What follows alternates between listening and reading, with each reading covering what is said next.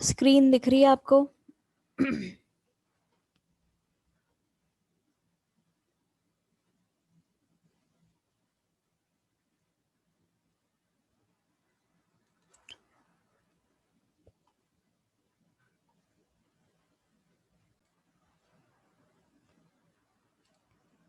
Okay. कल हमने पिल के बारे में पढ़ा था और सेल के बारे में पढ़ा था। आज हम पढ़ रहे हैं जो और पिल्स हुए हैं, ठीक है, अर्ली पिल्स लिए गए हैं, यानी कि पब्लिक इंटरेस्ट लिटिगेशन के दौरान जो चीज़ें हुई हैं, जो केसेस आए हैं उनके बारे में। उससे पहले हम पढ़ेंगे जुडिशरी के इस पैरा को।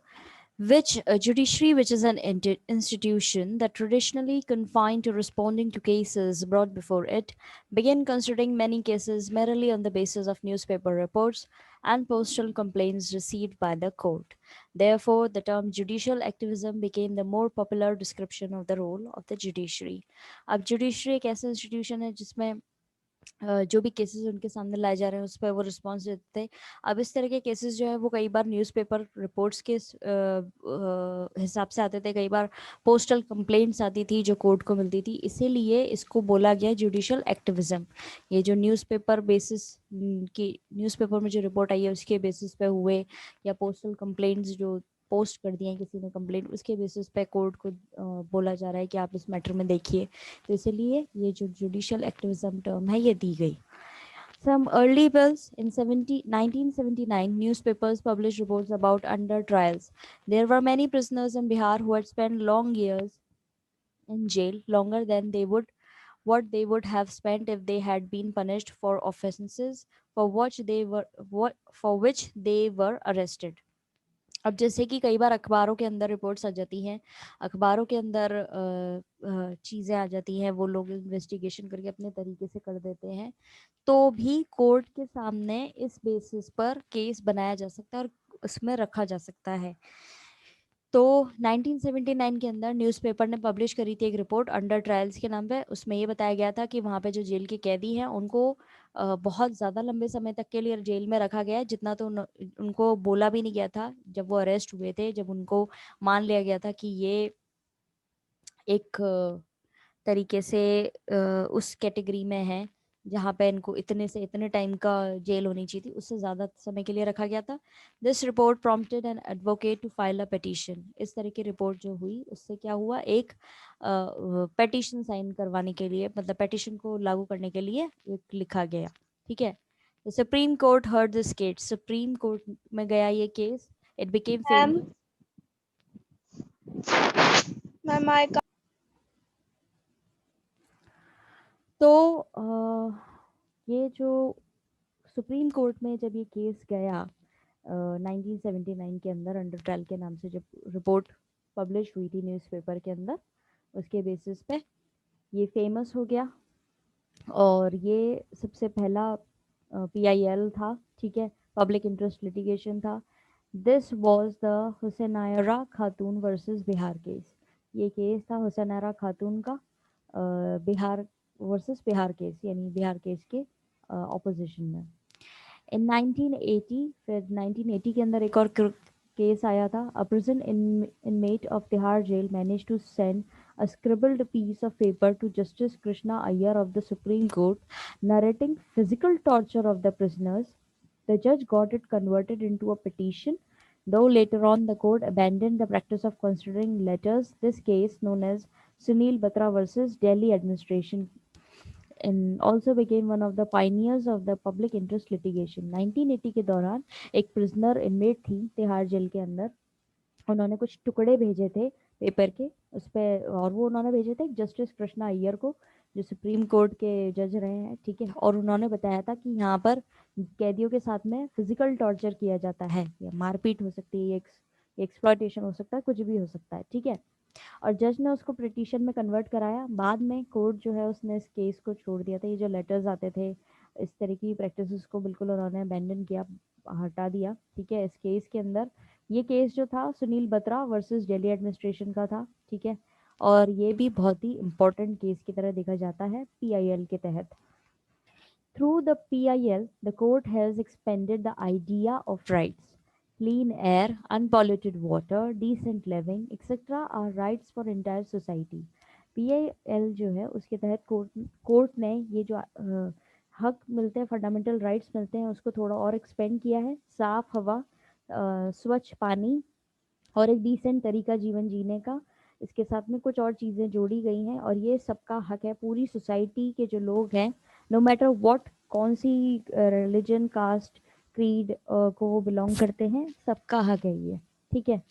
Therefore, it was felt by the courts that individuals, as parts of the society, must have rights to seek justice whenever such rights are violated. इसीलिए कोर्ट के तहत ये चीज़ मानी गई कि हर एक इंडिविजुअल को हक है, जो भी इस सोसाइटी का, इस समाज का हिस्सा है, उसके पास हक है कि जब भी कहीं पे उसके ये बेसिक राइट्स को कोई वायलेट करे तो वो उसको न्याय मांगने का पूरा अधिकार है. Secondly, through PIL and judicial activism of the post 1980 period, the judiciary has also shown readiness to take into consideration rights of those sections who cannot easily approach to the courts. दूसरी ये PIL और judicial activism जो है 1980 period के दौरान, उसमें ये भी पाया गया कि जुडिशरी जो है वो रेडी है इस तरह के राइट्स देने के लिए उस सेक्शन को जो आसानी से कोर्ट तक पहुंच नहीं पाते हैं. For this purpose, the judiciary allowed public-spirited citizens, social organizations, and lawyers to file petition on behalf of needy and the deprived. इस चीज़ को पूरा करने के लिए जुडिशरी जो है उन्होंने अलाउ किया कि कुछ लोग जो जागरूक हैं, वो सिटीजन्स, ठीक है, और साथ साथ कुछ सोशल ऑर्गेनाइजेशन और लॉयर्स, वो भी इस तरह की चीज़ अगर कहीं देख पा रहे हैं कि किसी ज़रूरतमंद को ज़रूरत है कि भाई उसका कोर्ट में केस लड़ा जाना चाहिए उसके खिलाफ, या मतलब उसके हिस्से के हिसाब से वो नहीं जा पा रहा है या खर्चा नहीं उठा पा रहा है लॉयर का, तो कोई और व्यक्ति उसके हक के लिए कि कोर्ट के अंदर केस फाइल कर सकता है, पटिशन दायर कर सकता है कि इस फला व्यक्ति के साथ मैं सही नहीं हो रहा है और मैं इसके बिहाफ पे केस जो है फाइल कर रहा हूँ या पटिशन फाइल कर रहा हूँ. अभी तक किसी को कोई प्रॉब्लम, कोई चीज़ समझ में नहीं आई हो? मैम मैंने पहले जो आपने शायद हिस्ट्री की क्लास ले ली थी, तो मैम मैंने वो पढ़ा नहीं, तो पॉलिटिकल साइंस में अगर आपको कुछ प्रॉब्लम हुई, भी हमने जो पढ़ा है उसमें कुछ समझ नहीं आया तो आप पूछ लो. ये जो टॉपिक्स पढ़े उसमें कोई प्रॉब्लम आई है अभी? No ma'am. चलिए, ठीक है. अब है judicial activism has had manifold impact on the political system. Judicial activism के कई सारे इम्पैक्ट जो हैं वो पॉलिटिकल सिस्टम पे भी पड़े हैं. It has democratized the judicial system by giving not just to individuals but also groups access to the courts.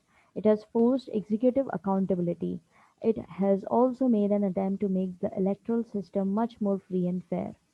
अब क्या हुआ है, जुडिशियल एक्टिविज्म से कई सारे इफेक्ट पॉलिटिकल सिस्टम पे भी पड़े हैं, राजनीतिक चीज़ों पे भी पड़े हैं. इससे जुडिशियल सिस्टम काफ़ी ज़्यादा डेमोक्राइज हो गया है. ठीक है. इंडिविजुअल्स के साथ साथ अ ग्रुप ऑफ पीपल, यानी अलग अलग तबके के लोग जब जिनको लगेगा कि भाई किसी और व्यक्ति के साथ में गलत हो रहा है या उनके साथ में गलत हो रहा है, उसके खिलाफ भी वो पटिशन दायर कर पाएंगे कोर्ट तक. ठीक है. जो पहले बहुत ही लिमिटेड एरिया था लोगों के पहुंचने का कोर्ट तक, एक लिमिटेड उनके पास में अपॉर्चुनिटी हुआ करती थी अपने हकों के लिए, अब वो बढ़ गया था. अब इससे क्या हुआ है, एग्जीक्यूटिव की अकाउंटेबिलिटी जो है वो भी काफ़ी बढ़ गई है कि एग्जीक्यूटिव को अपने किए हुए हर काम के लिए जवाब देना पड़ेगा. और इससे क्या हुआ है, इलेक्ट्रल सिस्टम जो है वो भी फ्री और फेयर हो गया है. अब क्या हुआ है, कैसे हुई हैं ये चीज़ें फ्री और फेयर? अब इलेक्शंस होते हैं, इलेक्शंस का एक प्रॉपर एजेंडा सेट होता है, एक प्रॉपर सिस्टम, रूल्स और रेगुलेशन सेट होते हैं. अब किसी को भी वहाँ पे लगा कि किसी ने कोई रूल तोड़ा है, कोई कानून तोड़ा है, तो वो सीधे जा करके उसके खिलाफ में पिटीशन दायर कर देगा कोर्ट में, तो हो गया फ्री एंड फेयर. कोई कानून तोड़ने की बात नहीं करेगा, कोई कानून तोड़ेगा नहीं, वरना उसके खिलाफ कोर्ट में केस हो जाएगा. The court asked candidates contesting elections to file affidavits indicating their assets and income along with educational qualifications so that the people could elect their representatives based on accurate knowledge. इस चीज़ को तो आप अच्छे से समझ लें कि कोर्ट जब कोई भी इलेक्शन होते हैं, ठीक है, तो वहां पर जो भी व्यक्ति इलेक्शन लड़ रहा है, ठीक है, उसको क्या एक एफिडेविट देना होता है जिसके अंदर उसके पास कितनी संपत्ति है, क्या उसकी इनकम है, क्या उसने पढ़ाई करी है, सब चीज़ें उसको देनी पड़ती हैं। उसी के बेसिस पे लोग बाग जो हैं अपनी नॉलेज के अनुसार अपने रिप्रेजेंटेटिव को चुनते हैं। ठीक है, अब ये चीज़ देखने और सुनने में तो कितनी ज़्यादा सही लग रही है कि हाँ ऐसी कोई चीज़ है जो बिलोंग करती है जहाँ पे सारे ये जो नेता लोग हैं इनके बारे में जानकारी आपको मिल जाएगी कि कितनी इनकी इनकम है, कितने इनके पढ़ाई है, ठीक है। लेकिन और उसके बाद ही ये जो है एफिडेविट देते हैं। एफिडेविट का मतलब होता है मेरे द्वारा दी गई हर चीज़ जो है वो पूरी तरीके से सही है, ठीक है, मैं जो बता रहा हूँ ये पूरी तरह से सत्य है और इसमें मैं कुछ झूठ बोल नहीं रहा हूँ। ये एक बहुत ही अच्छा तरीका निकाला गया है फ्री और फेयर इलेक्शंस कराने का। There is, however, a negative side to the large number of PILs and the idea of proactive judiciary. अब इस चीज़ के कई कुछ पॉजिटिव पॉइंट्स हैं तो काफ़ी सारे नेगेटिव पॉइंट्स भी हैं। In the first place it has overburden the courts. पहली चीज़ क्या हुई है इसमें, कोर्ट के ऊपर बहुत ज़्यादा काम है, ओवरबर्डन हो गया है काम का। Secondly, judicial activism has blurred the line of distinction between the executive and legislature on one hand and the judiciary on the other. और दूसरी चीज़ क्या आई है, जुडिशियल एक्टिविज्म से एक प्रॉपर डिस्टिंक्शन इन डिफरेंस जो था एक्टिविज्म एग्जीक्यूटिव और legislature के बीच में और जुडिशरी के बीच में वो बहुत कम हो गया है। The court has been involve in resolving questions which belong to executive. और कोर्ट जो है वो किस तरह के काम में इन्वॉल्व हो गई है कि जहाँ पे एग्जीक्यूटिव से क्वेश्चन पूछा जाए। Thus, for instance, reducing air or sound pollution or investigating cases of corruption or bringing about electoral reform is not exactly the duty of the judiciary. अब क्या हुआ, जब ये क्वेश्चन उठने लगे एग्जीक्यूटिव पे कि वो किस तरीके से कानून लागू करवा करके फॉलो करवा रहा है, ठीक है। लेजिस्लेचर का काम होता है कानून बनाना, एग्जीक्यूटिव का काम होता है उसको इम्प्लीमेंट कराना और जुडिशरी का काम होता है वो कौन कौन से कानून तोड़े जा रहे हैं उसको पनिश करना, ठीक है। बेसिक तो यही होता है। अब यहाँ पर इन्होंने कि हवा की क्वालिटी अच्छी नहीं हो रही है, साउंड पोल्यूशन हो रहा है, करप्शन के केसेस जो है वो पेंडिंग हैं, इलेक्टोरल रिफॉर्म जो है उसमें क्या हो रहा है क्या नहीं हो रहा है, वो काम तो जुडिशरी का रहा ही नहीं। ये काम क्या हो गया, सारा एग्जीक्यूटिव का हो गया। कैसे हो गया कि हवा की क्वालिटी अच्छी नहीं आ रही है तो जो हवा की क्वालिटी साफ करने के लिए यानी कि एयर पोल्यूशन रोकने के लिए जो कानून बनाए गए उस पर एग्जीक्यूटिव क्या कर रहा है, साउंड पोल्यूशन को रोकने के लिए जो कानून बनाए गए उस पर एग्जीक्यूटिव क्या कर रहा है, जो केस करप्शन के थे कि करप्शन पे इन्वेस्टिगेशन करनी उस पर एग्जीक्यूटिव क्या कर रहा है। तो जुडिशरी का काम सिर्फ क्वेश्चन पूछने का ही रह गया एक तरीके से, और वो भी किससे, एग्जीक्यूटिव क्या कर रहा है, वो सब चीज़ें एक जो प्रॉपर फंक्शनिंग होनी चाहिए थी वो पूरी तरीके से नहीं हो पा रही है। These are matters to be handled by the administration under the supervision of the legislatures. अब ये matters जो हैं ये किसके द्वारा हैंडल होने चाहिए थे, लेजिस्लेचर के सुपरविजन के तहत हैंडल होने चाहिए। Therefore, some people feel that judicial activism has made the balance among three organs of government very delicate. इसीलिए कुछ लोगों का मानना है कि जुडिशियल एक्टिविज्म के आने से तीनों ऑर्गन्स के बीच में जो बैलेंस था वो बहुत ही ज़्यादा डिस्टर्ब हो चुका है, यानी डेलिकेट हो गया है, यानी कभी भी इम्बैलेंस हो सकता है। Democratic government is based on each organ of government respecting the powers and the jurisdiction of others. Democratic government जो है वो हर ऑर्गन जो होता है गवर्नमेंट का उसकी पर्टिकुलर पावर्स होती हैं और वो किसके अंडर है, जुरिस्डिक्शन ऑफ अदर्स, दूसरों के अंडर है। हमने देखा था शुरुआत में भी पढ़ा था कि कैसे तीनों ऑर्गन्स जो हैं वो एक दूसरे को कंट्रोल करते हुए यानी कि कहीं ना कहीं इनडायरेक्टली और डायरेक्ट तरीके से वो एक दूसरे की पावर्स को कंट्रोल करते हैं, लिमिटाइज करते हैं, ठीक है। जुडिशियल एक्टिविज्म में be creating strains on this democratic principle. और जुडिशियल एक्टिविज्म जो है वो क्या डाल रहा है, एक तरीके का जोर, जरूरत से ज़्यादा जोर डाल रहा है हमारे डेमोक्रेटिक प्रिंसिपल पे। अभी तक इस पैराग्राफ में कोई प्रॉब्लम आई है तो पूछ सकते हैं।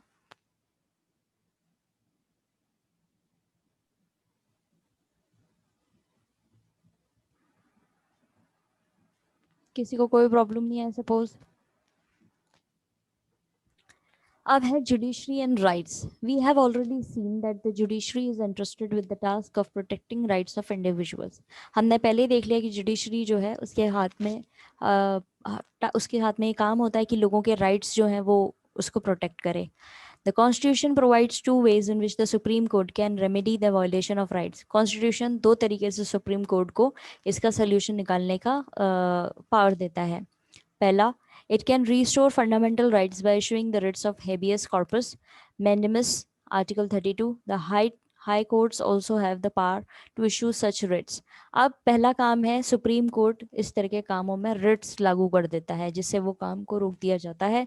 ठीक है, अब इसका मैं एक एग्जांपल आपको देती हूँ ऐसे कि जैसे अपने राजस्थान के अंदर कई सारे एग्ज़ाम होते हैं गवर्नमेंट के, जैसे कि टीचिंग से देखा जाए, फील्ड से देखा जाए तो एग्ज़ाम होते हैं, फर्स्ट ग्रेड टीचर हुए, सेकंड ग्रेड टीचर हुए।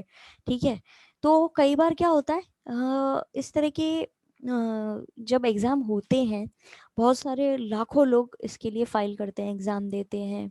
एग्ज़ाम का रिज़ल्ट आने से पहले जब कोई किसी व्यक्ति को लगता है कि इस एग्ज़ाम के अंदर ये क्वेश्चन सही नहीं है या इसका रिज़ल्ट जो है वो सही तरीके से नहीं आ पाएगा, या कोई भी उनका पर्टिकुलर उनको लगता है कि ये हमारे मतलब एक पर्टिकुलर कानून की कैटेगरी के अंदर जहाँ पे आपको लगे कि आपके राइट्स वायलेट हो रहे हैं, तो एग्ज़ाम कराने का जो ये होता है ना कि एग्ज़ाम कभी तक ये 3-4 क्वेश्चन जो है ये गलत हैं, इनके आंसर्स इन्होंने सही ऑप्शन में नहीं दिए, अब हमारा रिजल्ट बिगड़ जाएगा और हमें हमारा ये क्लियर नहीं होगा एग्ज़ाम।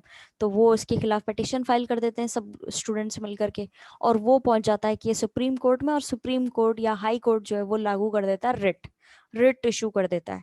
रिट इशू करते ही क्या होता है, उस पर्टिकुलर एग्ज़ाम जिसके खिलाफ ये कुछ स्टूडेंट्स ने लागू किया है उसका रिजल्ट वहीं अटक जाता है, वो फिर आगे बढ़ता ही नहीं है प्रोसीजर, जब तक कि उस प्रॉपर उसका सोल्यूशन नहीं निकाल लिया जाए।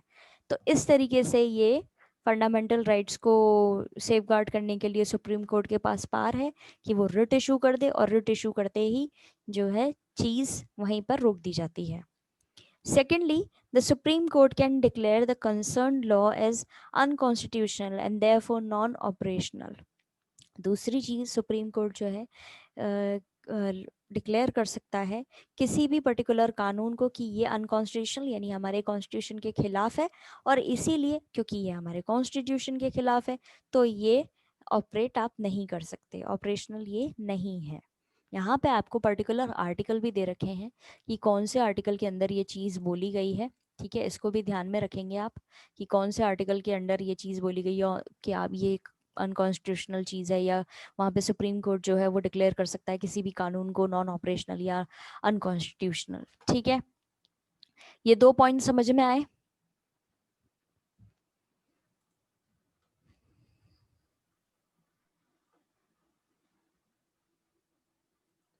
आई सपोज कोई प्रॉब्लम नहीं है, तो आगे ये वाला पैरा और पढ़ेंगे। Together these two provisions of the constitution establish the Supreme Court as the protector of fundamental rights of the citizen on the one hand and the interpreter of Constitution on the other.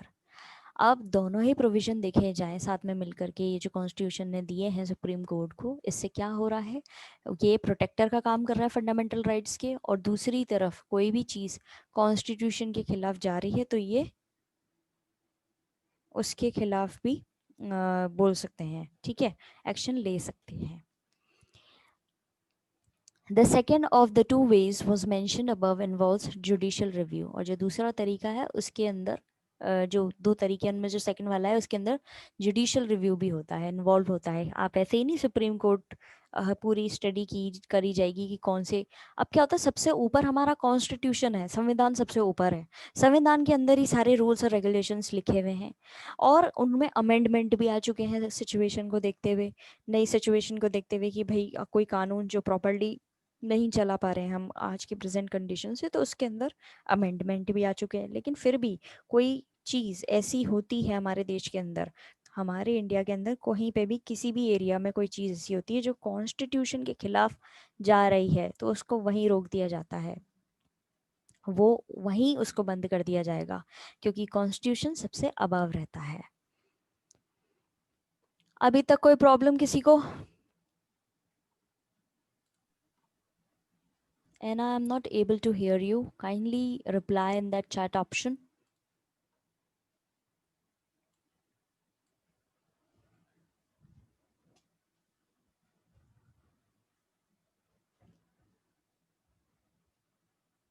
Okay,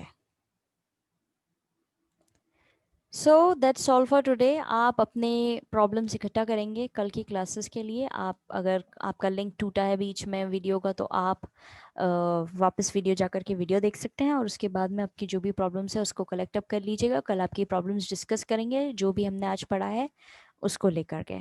ठीक है, till then have a nice day students, God bless you all.